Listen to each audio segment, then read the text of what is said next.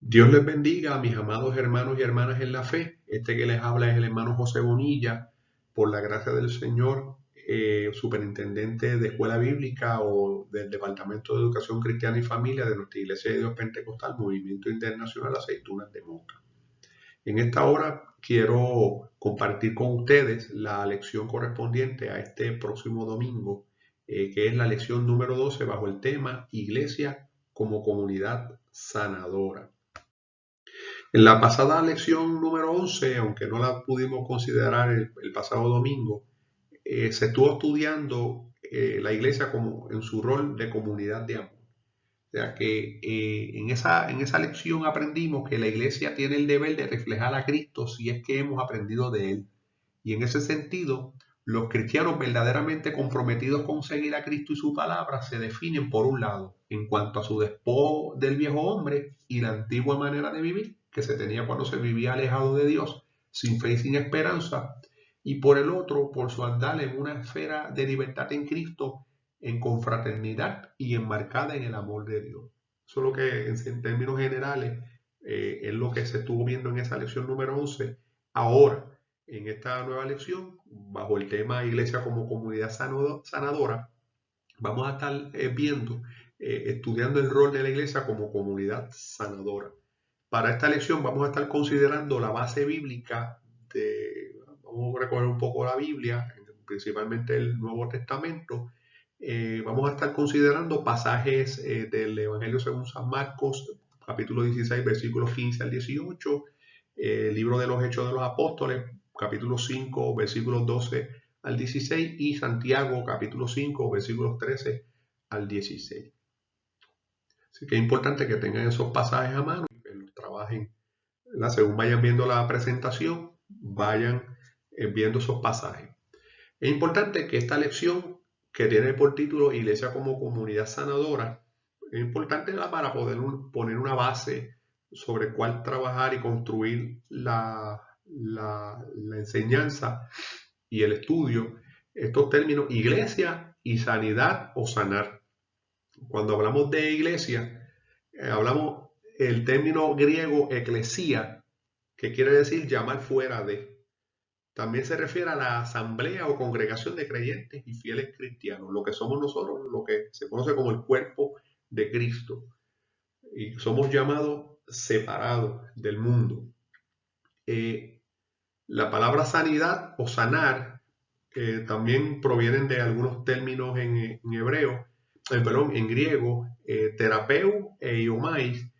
Se dice que ambos contienen la idea de restauración, o sea que cuando hablamos de sanar o sanidad, es la restauración, que es volver nuevamente a un estado normal de las cosas, tanto de la salud física como espiritual, como vemos aquí, que dice que el Antiguo Testamento menciona dos tipos de sanidad, la física y la espiritual. De ahí pues tenemos algunos pasajes bíblicos que es importante que los anoten y los lean con calma, que tienen que ver con lo que estamos hablando en esta hora. Otro término también importante de esta lección, que es para definirlo en esta etapa, es el término enfermedad, que como bien indica la lección, se trata de la alteración de la normalidad de cada sujeto en su esfera física, mental o espiritual. O sea que el asunto de la sanidad y el asunto de la enfermedad, tanto se da en la esfera física, mental y espiritual, y que estas enfermedades se manifiestan mediante signos y síntomas, siendo los síntomas percibidos por el paciente, la persona, nosotros, los pacientes, y los signos son percibidos por el médico especialista en el cuidado de la salud, cuando ellos entonces emplean sus conocimientos, sus laboratorios, sus técnicas, sus estudios que hacen, sus formas de evaluar el funcionamiento del cuerpo humano para entonces ver unos signos. Los síntomas pues los percibimos nosotros mismos los pacientes. Vamos entonces a empezar la primera parte de su leccionario. Lleva por título Liberaciones y Sanidades en el nombre de Jesús. Y esta primera parte va a estar girando en torno a lo que dice Marcos capítulo 16 versículos 15 al 18. Es importante, para tener un poquito de contexto de Marcos, 16. Este pasaje se encuentra en las postrimerías del Evangelio de Marcos, el cual en su narrativa se entiende o es más orientada al mundo romano de la época. El Evangelio de Marcos está escrito de una forma que es orientada al mundo romano de la época, presentando a Jesús en acción más que lo que lo presenta hablando. En esta instancia del capítulo 16 específicamente, comienza hablando los primeros versos del 1 al 13, narrando la experiencia de la resurrección del Señor desde el punto de vista de tres importantes mujeres: María Magdalena, María la Madre de Santiago y Salomé. Y habla, ¿verdad?, que estas mujeres cuando llegaron a la tumba de Jesús la hallaron vacía y tuvieron un breve encuentro con el Señor en esa escena. Ya a partir del capítulo, del verso 14, Jesús se le aparece a los discípulos e interactúa con ellos y trata con ellos el tema de la gran comisión. Aquí pues, en estos versos 15 y 16, donde se habla de la gran comisión, lee así, ¿verdad? En esos versículos, el versículo 15 y 16 leen: y les dijo: id por todo el mundo y predicar el evangelio a toda criatura. El que creyere y fuere bautizado será salvo, mas el que no creyere será condenado. Aquí, naturalmente, la manera en que Cristo está interactuando y dialogando con sus discípulos está desempeñando un papel protagónico en la historia de la humanidad. Recuerden que Cristo es Dios hecho hombre, irrumpió en la historia humana, nació como hombre. Él se había despojado de su gloria divina, así que era un hombre sujeto a las mismas pasiones y también necesitado de la llenura del Espíritu Santo, del apoyo, de la ayuda del Espíritu Santo para poder lograr la obra que hizo y morir en la cruz como un hombre perfecto, un hombre que no cometió pecado alguno, como oveja llevado al matadero, expió el pecado de la humanidad. Así que por eso es importante que Cristo es el personaje más importante de la historia humana, cambió todo y su sacrificio en la cruz provee redención no solamente a los que de ahí en adelante hemos existido, sino también a los que de un principio existen. Por espacio de 3 años Jesús estuvo con sus discípulos evidenciando su autoridad. Cristo este capítulo 16 sobre la muerte de Cristo y su resurrección posteriormente no viene un vacío. Hubo toda una trayectoria de Jesús, de sus actos, de su obra aquí en la tierra, y esa obra él evidenció su autoridad.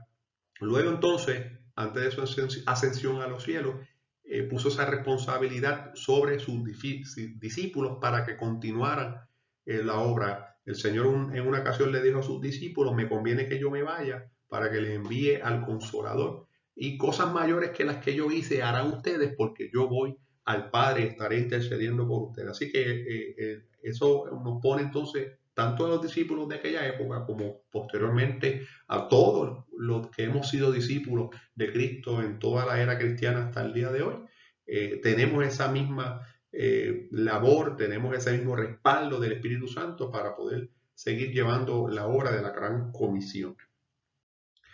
Bien, entonces ya entrando a los versos 17 y 18, rezan así los versos 17 y 18 de el Evangelio según San Marcos. Dice: y estas señales seguirán a los que creen, en mi nombre echarán fuera demonios, hablarán nuevas lenguas, tomarán en sus manos serpientes, y si bebieren cosa mortífera, no les hará daño.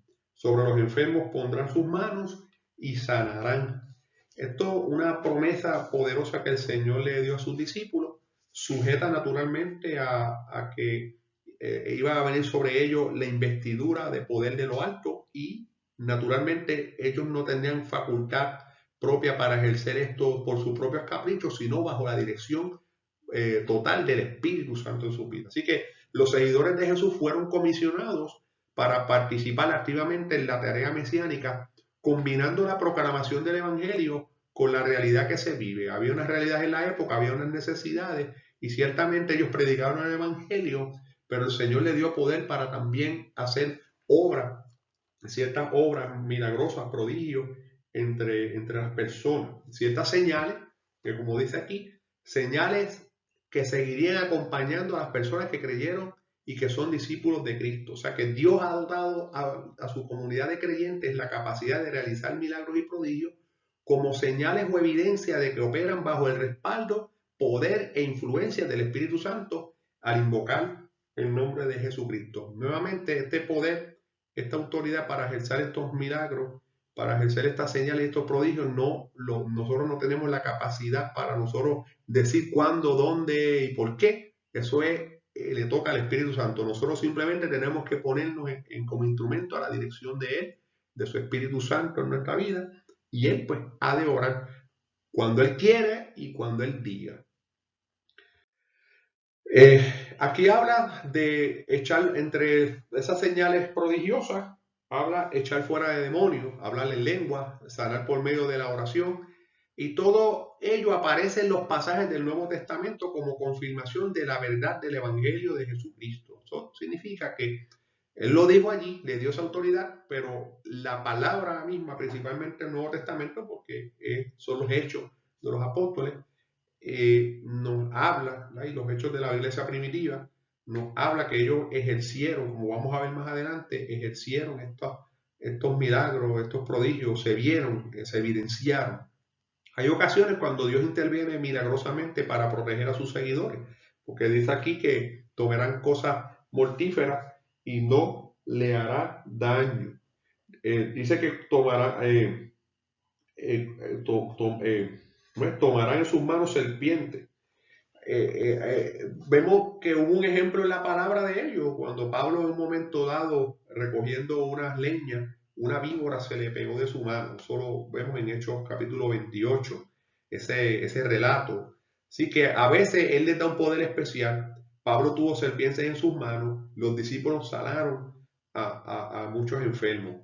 Y referente a lo de tomar cosas mortíferas, no se trata de tomar a propósito cosas mortíferas. O sea, no se trata de que nosotros vamos a propósito. Dice, cuando se habla de que tomaran cosas mortíferas sin que les haga daño, se refiere a la protección especial del Señor a los suyos dentro de su tarea evangelizadora.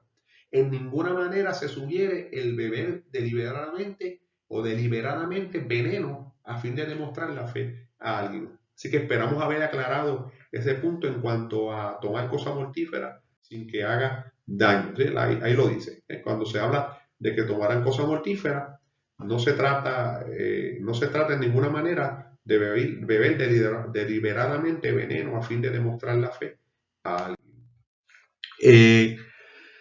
Ahora entonces vamos a hablar en la parte 2, la provisión de sanidad para el pueblo. Ya aquí entonces nos movemos al libro de los Hechos, capítulo 5, y un poquito viendo el contexto de ese capítulo 5 de los Hechos.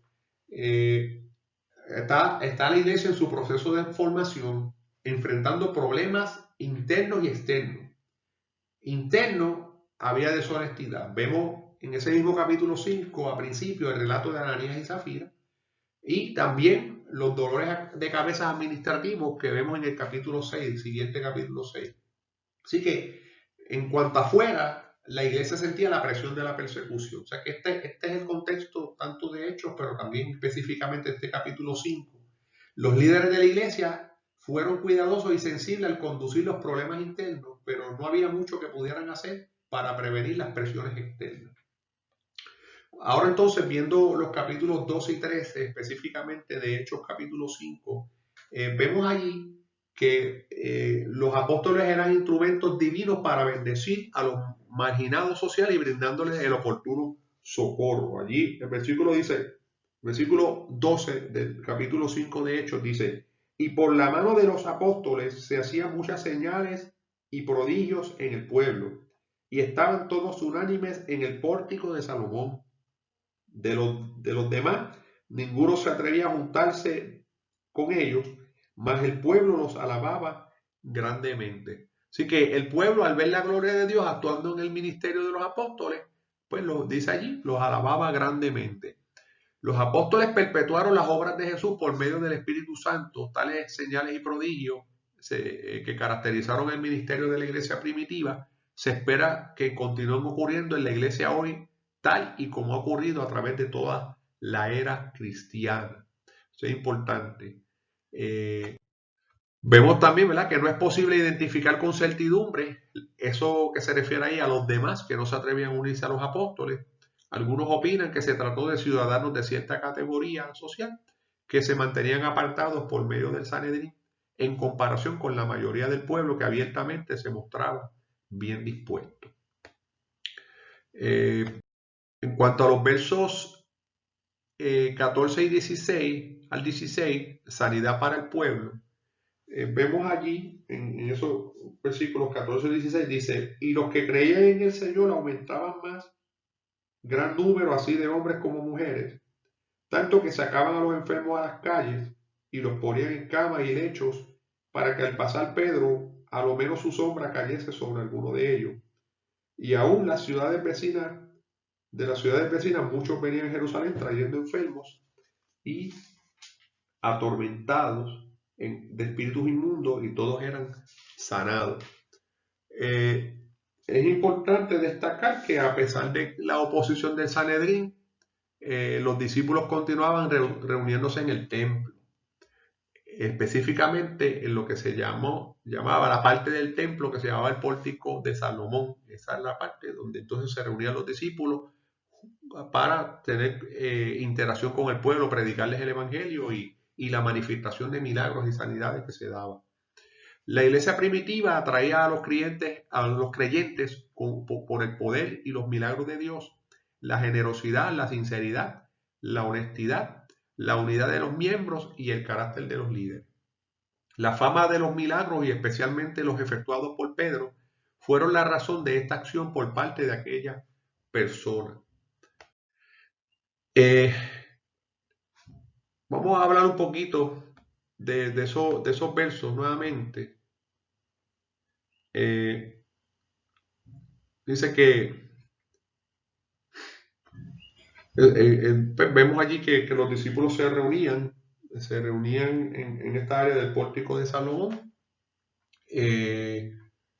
Dice aquí, las personas recibieron sanidad, importante porque aquí habla de la sombra de Pedro. Estas personas no recibieron sanidad debido a la sombra de Pedro, sino por el poder de Dios obrando a través de él, ¿no? Pero es más bien el tipo de narrativa del libro de los Hechos. Ya entonces vamos a la parte 3, sanidad integral de la iglesia, y ahí nos vamos al libro de Santiago, capítulo 5, versículos 13 y 16, libro de Santiago, capítulo 5, versículos 13 al 16, y leemos así en la gloria del Dios Padre, Hijo y Espíritu Santo.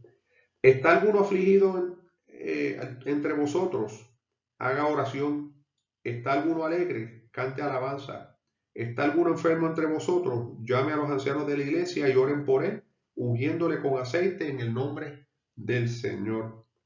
Y la oración de fe salvará al enfermo, y el Señor lo levantará. Y si hubiese cometido pecado, le serán perdonados.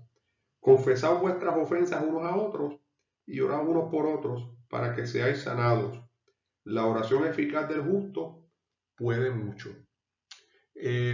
Amados hermanos, aquí en cuanto a este capítulo 5 de Santiago, lo que podemos aquí mencionar como parte del contexto que este capítulo 5 comienza atendiendo varios asuntos. Cuando leemos el capítulo 5 de Santiago en profundidad, comienza haciendo una advertencia a los excesos típicos de los ricos y acaudalados y la importancia de tener paciencia en medio del sufrimiento por la causa de Cristo. También habla de la perseverancia en la fe y la comunión en Dios, en oración y ruegos, dentro de un ambiente de comunidad y hermandad cristiana. Y pues, en cuanto a este asunto de los excesos típicos de los ricos, dice la advertencia del Señor a quienes ponen más su mira y esperanza en la acumulación de riqueza material, se puede resumir de la siguiente expresión. Hay de aquellos que se dedicaron únicamente a acumular tesoros para sí mismos, cuando Cristo venga, aquellos en los que han puesto sus esperanzas les traerá miseria eterna. Así que, amados hermanos, simplemente le dejo ese contexto para ver, entonces, visualizar lo que pasa en los versículos 13 y 14, que se enfoca más en el asunto de la sanidad del cuerpo. Toda aflicción o calamidad de cualquier índole debe estimular a los santos del Señor que sufren a recurrir a Él en oración. Eso es de lo que trata básicamente este pasaje, estos versos, de podernos acercar a Dios con esa confianza, con esa seguridad de que el Dios es Todopoderoso, Él es nuestro sanador.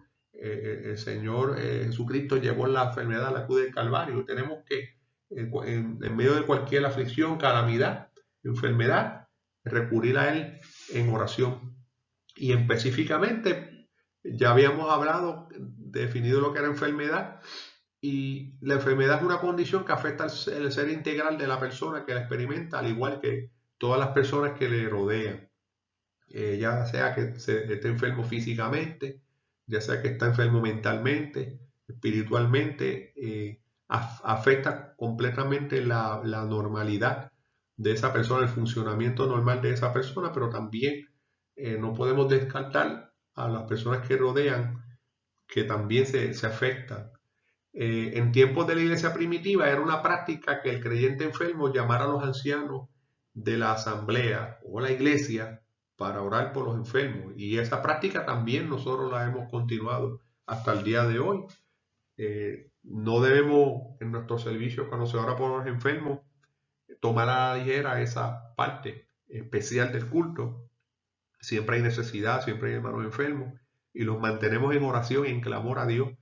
Los llevamos para que sea una enfermedad física, sea una enfermedad mental y sobre todo sea una enfermedad espiritual, haya liberación, haya sanidad, haya el milagro en la vida del creyente. Y aún oramos por personas que no son creyentes y esperando que a través de la sanidad pues pueda ser un medio que crea en el Señor. Aquí habla del ungimiento con aceite. Dice aquí que llame a los ancianos de la iglesia, oren por él, ungiéndole con aceite en el nombre del Señor. El uso del aceite para ungir a los enfermos era una práctica y costumbre habitual entre los judíos que los discípulos del Señor también adoptaron. Aquí vemos algunos pasajes bíblicos que se enfatizó en el uso del aceite. Su énfasis en este caso, a pesar de que era una práctica judía, el énfasis que le dan los discípulos no está puesto en el aceite en sí, sino en esa oración de fe que salva al enfermo.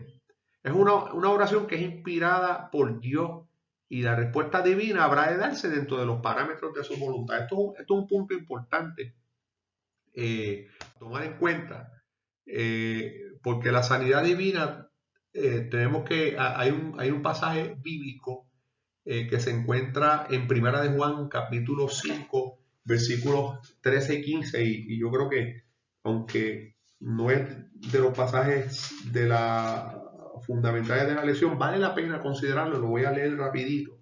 Primera de Juan, capítulo 5, versículos 13 al 15, dice así: en esto conocemos que permanecemos en él, y él en nosotros, en que nos ha dado de su espíritu. Y nosotros hemos visto y testificado que el Padre ha enviado al Hijo, el Salvador del mundo. Todo aquel que confiese que Jesús es el Hijo de Dios, Dios permanece en él y él en Dios. Alabado sea el nombre del Señor. Perdón, leí el versículo que no era, es el capítulo 4.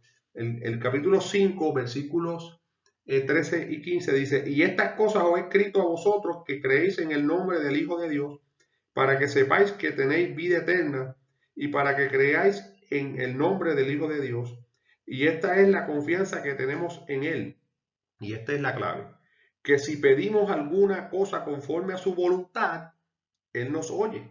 Y si sabemos que él nos oye en cualquiera cosa que pidamos, sabemos que tenemos las peticiones que le hayamos hecho. Así que la clave está en ese versículo 14, que habla, y esta es la confianza que tenemos en él, que si pedimos alguna cosa conforme a su voluntad, él nos oye. Y en esto de la oración por los enfermos tenemos que tener en cuenta ese elemento, ese factor de la voluntad del Señor. Eh, Aquí lo podemos mencionar en los siguientes términos. La oración de fe empleada para la sanidad debe ejercerse sobre esta base. Si es para tu gloria y el bien eterno del alma de esta persona, que sea restaurado. Si no, Señor, perdónalo, purifícalo y llévalo a tu gloria. Sonará fuerte, pero amados hermanos, no podemos perder de perspectiva, como dijo Pablo, que el morir es ganancia. Y que el morir, el vivir es para Cristo.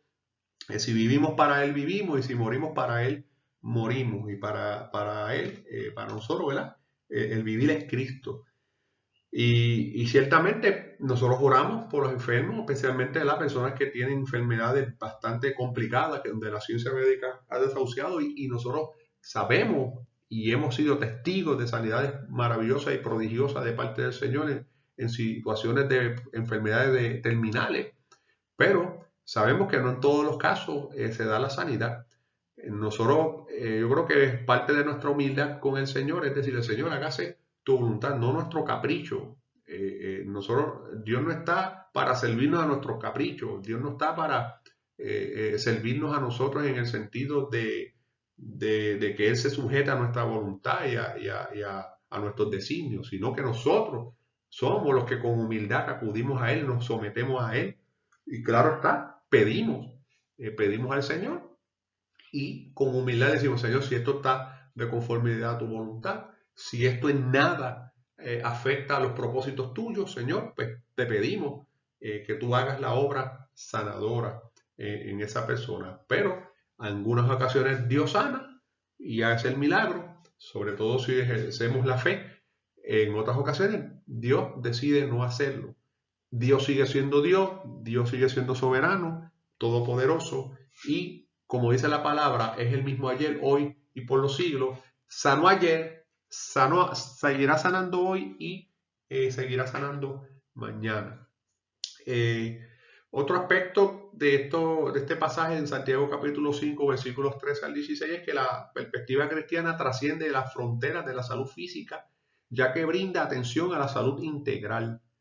Dice aquí que Dios creó al ser humano como persona total, de modo que el cuerpo, la mente y el alma funcionen como un todo armonioso. Ciertamente el apóstol Pablo nos habla, ¿verdad?, que todo vuestro ser se mantenga irreprensible, espíritu, alma y cuerpo. Acá, ¿verdad?, en términos humanos, pues se habla del cuerpo, la mente y el alma. Y ciertamente nosotros somos, tenemos una esencia de tres sustancias, el cuerpo físico y una parte espiritual que se divide entre el alma y el espíritu, y la salud debe ser integral en toda esa área. Y ciertamente el Señor provee sanidad para el cuerpo, pero todavía más para la enfermedad del alma y la enfermedad espiritual. La sanidad divina ha estado disponible para nuestros tiempos y todavía está a la disposición nuestra como creyentes y discípulos del Señor. No obstante, debemos tener en cuenta que Dios tiene absoluta libertad de sanar o no, según sea su voluntad. Ya eso entonces hemos hablado sobre ese particular. En los versículos 16 dice, confesaos vuestras ofensas unos a otros y orar unos por otros para que seáis sanados. Más adelante entonces dice, la oración eficaz del justo puede mucho. Esto es importante. El poder de la oración está evidentemente condicionado por el grado de comunión que tengamos en el Señor y con nuestros hermanos. Entonces, hay un peso grande en la palabra, en buscar que haya esa cohesión entre nuestros hermanos, esa comunión, y si hay algo que está afectando lo que es la sanidad dentro del cuerpo de Cristo, manejar eso, atender eso y solucionar eso y buscar esa restauración en Cristo. En esas condiciones de la perseverante oración elevada a un hombre, por un hombre justo, es decir, un hombre aceptado por Dios sobre la base de su fe en Cristo, puede mucho. Eso entonces más adelante dice el versículo. Pero volviendo al asunto de de confesar unos a otros los pecados. Dice, Cristo ha hecho posible que vayamos directamente a Dios en busca de perdón, pero el confesar nuestros pecados unos a otros en ciertas instancias particulares todavía tiene un lugar importante en la vida de la iglesia y en la sanación de antiguos resquemores entre hermanos. Yo creo firmemente que ciertamente el Señor perdona nuestros pecados, pero a veces hay heridas que no han sanado entre hermanos. Pidamos la sabiduría a Dios. Si en el pasado, a lo mejor, en nuestra vida de pecado, en el viejo hombre, la vida pasada, a lo mejor ofendimos a una persona, que esa herida todavía está abierta, y siempre y cuando el remedio no sea peor que la enfermedad, pidámoslo a Dios la sabiduría para acercarnos a esa persona con humildad de corazón y decirle, mira, te fallé en un momento dado y te pido perdón y te pido que me perdonen, te pido disculpas, y yo he entregado mi corazón al Señor. El Señor ha cambiado mi vida, ha hecho una nueva criatura en mí, y pues somos un hombre nuevo en Cristo, y podamos, ¿verdad? Poder sanar esas viejas heridas, esos viejos resquemores que pudieron haber en el pasado. Dice la palabra que de modo que si alguno está en Cristo, nueva criatura es, las cosas viejas pasaron, y aquí todas son hechas nuevas. Gloria al nombre del Señor. Santiago finaliza su consejo diciendo que la oración eficaz del justo puede mucho. Yo pienso que el recurso más poderoso con un cristiano es su comunión con Dios mediante la oración. O sea que la oración precede, no, la comunión precede la oración, ¿verdad? A veces hablamos de la oración, es una opinión personal. Ciertamente la oración es el medio que nos comunicamos con el Señor, es un medio para comunicarnos con el Señor. Y ciertamente para poder tener una oración eficaz, para poder tener un proceso de oración que verdaderamente nos podamos conectar con el Señor, tiene que haber una comunión con el Señor. Y la comunión con el Señor se construye, es algo que del día a día, y es algo que después, en tu opinión personal, después de nuestra fe bien anclada en Cristo, lo segundo que tenemos que tratar de construir y establecer unos vínculos maravillosos con el Señor es la comunión con Él, que nuestro pensamiento sea Él, que en todo momento, como dice la palabra, esté su alabanza continuamente en nuestra boca y nuestro pensamiento esté en Él, y nuestra comunión constante sea con Él, en oración y también en meditación con el Señor en todo momento, y no permitiendo que el pecado tome espacio y nos ponga barreras con el Señor. El pecado es la barrera que nos separa de Dios y rompe con la comunión con el Señor. Así que tratemos en nuestra vida no permitir que el pecado rompa nuestra comunión con el Señor, porque después, para uno venir en oración a Él, se hace una muralla china para poder entrar en esa presencia del Señor, y tenemos que, como quien dice, empezar de cero. Santiago destaca la efectividad de la oración del justo, que se caracteriza por su seriedad, fervor y energía. Y nuevamente esto está relacionado a esa comunión con el Señor. Una persona que tiene una comunión con el Señor en oración, en esa entrega al Señor, se destaca entonces por ese fervor y esa energía y esa sinceridad al momento de orar por los enfermos. Así que, amados hermanos, ¿qué podemos decir de todo esto? Concluir. La palabra destaca cómo la iglesia primitiva se preocupó y se organizó efectivamente para hacer un balance entre su rol de predicar el evangelio y hacer discípulos, y su rol de servicio, entre los cuales se destacó el cuidado de sus enfermos y de orar al Señor por sanidad. La iglesia de hoy, ¿verdad? La iglesia de Cristo hoy, dentro de su rol como comunidad sanadora, está llamada a brindar el mismo refugio, apoyo, cuidado pastoral y compañerismo a los suyos. Amados hermanos, sin tiempo para más, agradecemos su comparecencia, perdonen lo malo. Fue una grabación, no quisimos hacerla muy extensa, pero esperamos que más o menos hayan recogido lo más esencial de esta lección. Dios les continúe bendiciendo y hacia adelante en el Señor. Bye.